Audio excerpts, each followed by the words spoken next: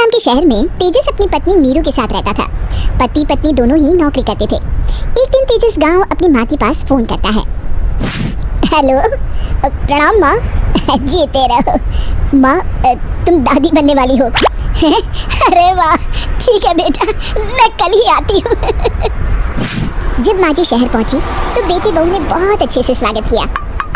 लीजिए माँ जी चाय। अरे गर्मा गर्म पकौड़े ले आओ माँ के लिए। नीरू रसोई में गई और 2 मिनट में ही पकौड़े ले आई। जी ये लीजिए। बहू जादू से बनाए हैं क्या?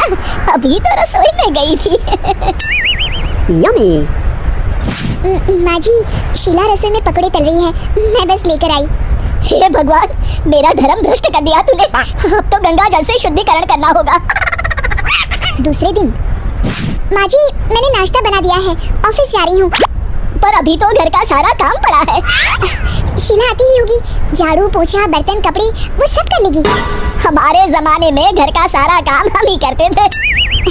जी माँ जी, आप बहुत होशियार हैं, मैं घर ऑफिस दोनों नहीं संभाल पाती। तो जरूरत क्या है घर से बाहर जाकर चाकरी करने की? वैसे भी घर का काम खुद करने से घर में बरकत आती है, समझी? पर माँ जी, पर वर कुछ नहीं, इस महीने की पगार मिले फिर ऑफिस बंद है। हाँ। रात को नीरू तेजस से कहती है, सुनिए जी, माँ जी बोल रही थी कि मैं नौकरी छोड़ दूं। वैसे ठीक ही तो है, अभी तुम्हें आराम की जरूरत है। फिर भी आराम कहाँ, शीला को छुड़ाने के लिए बोल रही थी। तो अब 24 घंटे में इतना काम तो कर ही सकती हो। पर जॉब पसंद है मुझे, घर पर मन नहीं लगेगा। अगले दिन जब दोनों ऑफिस के लिए निकल रहे थे, मेरी तो कोई कीमत ही नहीं है इस घर में। माँ जी आजकल महंगाई बहुत है, रहन सहन भी बदल गया है, दोनों नौकरी करते हैं तभी ठीक रहता है। अच्छा, तू कहना क्या चाहती है? मेरा बेटा तुझे बिठा के खिला नहीं सकता? तू ही इस घर का खर्च चला रही है, हैं? नहीं माँ जी, मेरा वो मतलब नहीं था। मतलब खूब समझती हूँ, ये बाल धूप में सफेद नहीं किए मैंने। हाँ। अब तो ये रोज का काम हो गया था। तेजस भी रोज की झिक-झिक से परेशान हो गया था। एक दिन उसने कहा, नीरू वैसे भी तुम्हें मैटरनिटी लीव मिलने वाली है, तो अभी से ही छुट्टी ले लो। पर क्या, मेरी सैलरी अच्छी खासी है। आखिर नीरू ने रिजाइन कर दिया। जब बच्चा हुआ तो घर में सब बहुत खुश हुए। कुछ दिनों बाद तेजस फाइल देख रहा था। क्या हुआ तेजस, कुछ परेशान लग रहे हो? हाँ, वो हमारी जितनी सेविंग्स थी वो तो हॉस्पिटल में और छठी के फंक्शन में खत्म हो गई है नीरू। और अभी वैसे मंदी चल रही है तो मैं बोल रही थी कल मुन्ना को हेपेटाइटिस का टीका लगवाना है। नीरू क्या पोस्टपोन नहीं कर सकते?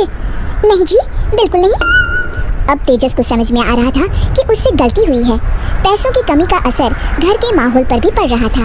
अगले दिन, बेटा मेरा चश्मा और ये दवाइयाँ ले आना, पर्चा देते हुए माँ जी ने कहा। जी।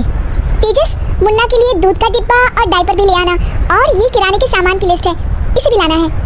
तेजस गुस्से में लिस्ट मरोड़ कर फेंकता है और चिल्लाता है, पैसे क्या पेड़ पर उगते हैं? ये ले आना, वो ले आना। अरे पर ये जरूरत का सामान ही है। वो गुस्से में बिना कुछ कहे ऑफिस चला गया। अरे लंच तो ले जाइए। नीरू दौड़ कर डिब्बा पकड़ाती है। एक दिन खाना खाने के बाद, नीरू अब तो मुन्ना कुछ बड़ा हो गया, तो अब तुम वापस ज्वाइन कर लो ना जॉब। पर इस रिसेशन में जॉब मिलना बहुत मुश्किल है, ट्राई तो करो। फिर मुन्ना, माँ जी है ना, और एक फुल टाइम मेड भी लगा लेंगे। पर माँ जी, उन्हें तो पसंद नहीं।